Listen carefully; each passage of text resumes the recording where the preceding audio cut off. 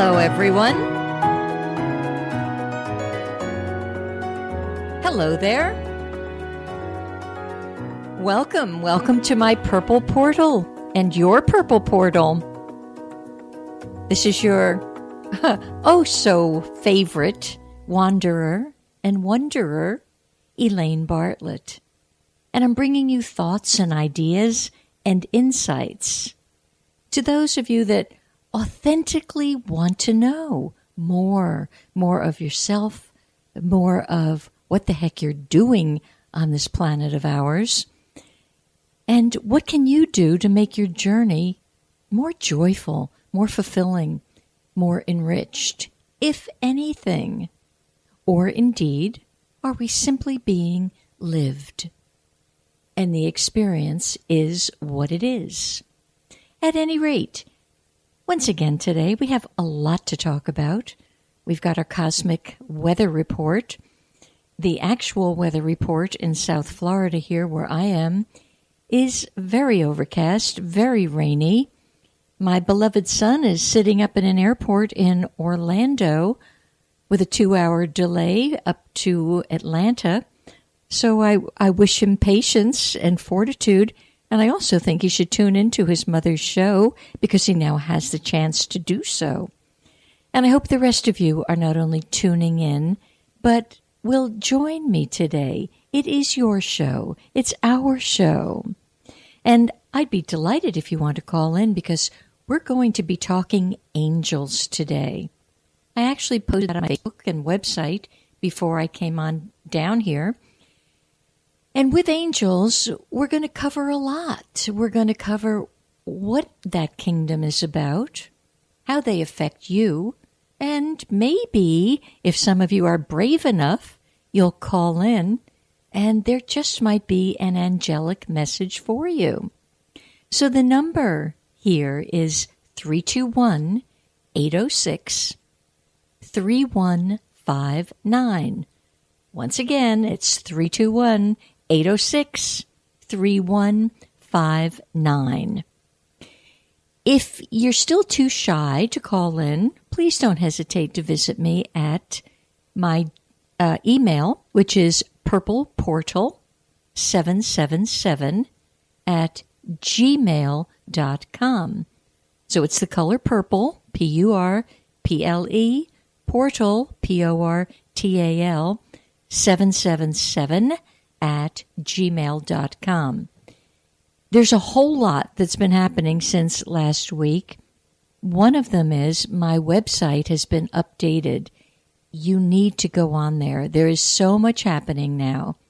At the website, you will see different offerings of services which I provide, particularly during the month of December. I'm sure this year I will expand the services until into the new year, but it's such a wonderful opportunity for you. So go onto my website, Higher Consciousness, CONSCIOUSNESS.com, and poke around, take a look. So we've got information about the new services, and information is going to start coming out now about my ebook, Prosperity Portal, and my CD. So look for both because all of them are great gifts for the holiday season, and I don't care what profession of religion you are professing, just get on into it and make yourself feel good. It's a feel-good time of the year.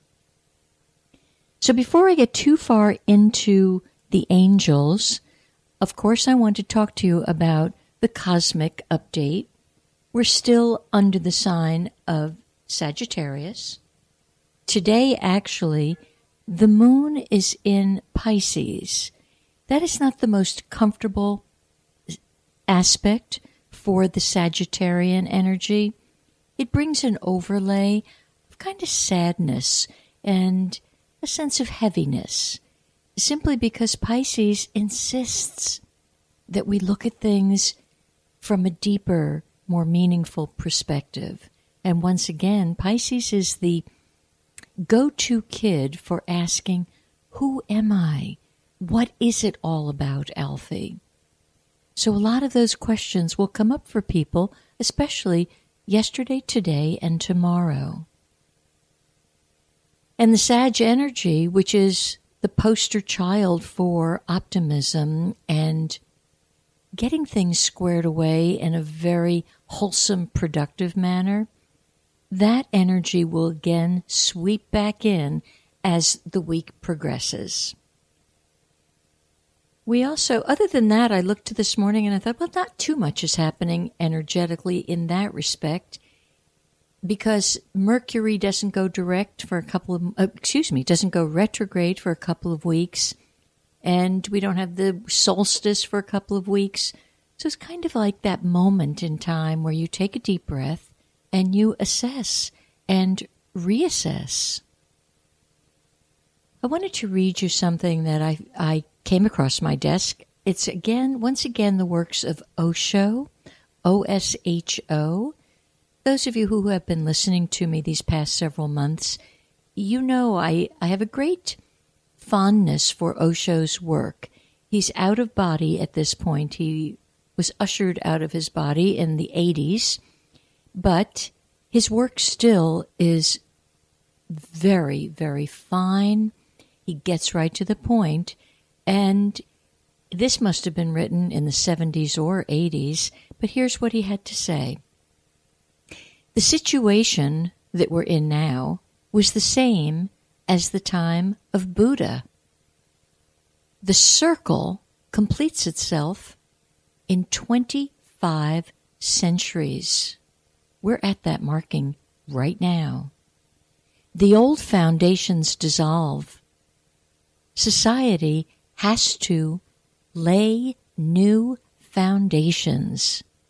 From what I can see, that's not comfortable for anyone, no matter which side of the political pole you're standing on.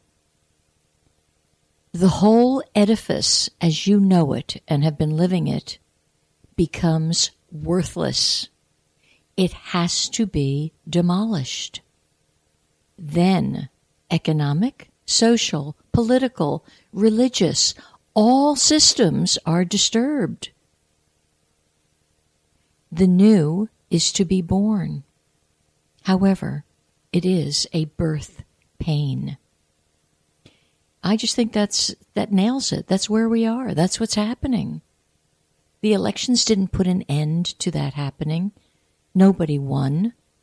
That's what I was afraid of 6 and 8 months ago. There's no winners in this thing. The Osho message goes on to say, yes, a time of crisis is a very valuable time. When everything is established and there is no crisis, things are dead. When nothing is changing and the grip of the old is perfect, it is almost impossible to change yourself. When everything is in chaos, nothing is static, nothing is secure. Nobody knows what is going to happen from moment to moment in such a chaotic time. You are free. You can change. You can attain to the innermost core of your being. When society is in turmoil, everything is in crisis, chaos pervades. That is the moment. You can escape from its prison.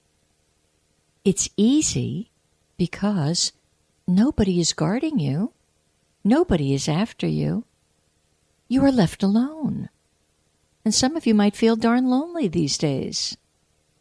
Things are in such a shape that everybody is bothering about his own business. Nobody's really looking at you. So this is the moment to do you. Don't miss that moment. Unfortunately for Osho, there's no unfortunate. Osho was ushered out of his body in the mid-'80s by our government that was very terrified of words just such as this. Words that encourage you to be free, to fly higher than you ever have, to take the downs in stride and move up, keep dropping, keep going.